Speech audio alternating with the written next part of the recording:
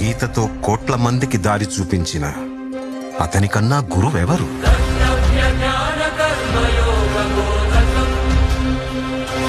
రక్షణ కోసం సముద్రం మధ్యలో ద్వారకా నగరాన్ని కట్టిన అతనికన్నా గొప్ప ఆర్కిటెక్ట్ ఎవరు?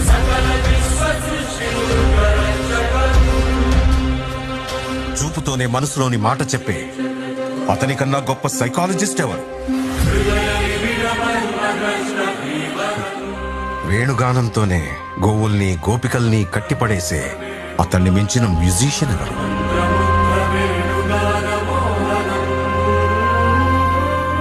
నిత్యారోగ్యంతో ఉండే సూచనలు చెప్పిన అతనికి మించిన డాక్టర్ ఎవరు?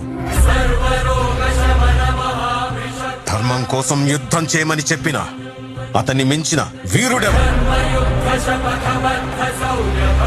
కరువు కష్టం తెలియకుండా చూసుకున్న అతన్ని మించిన రాజెవరు?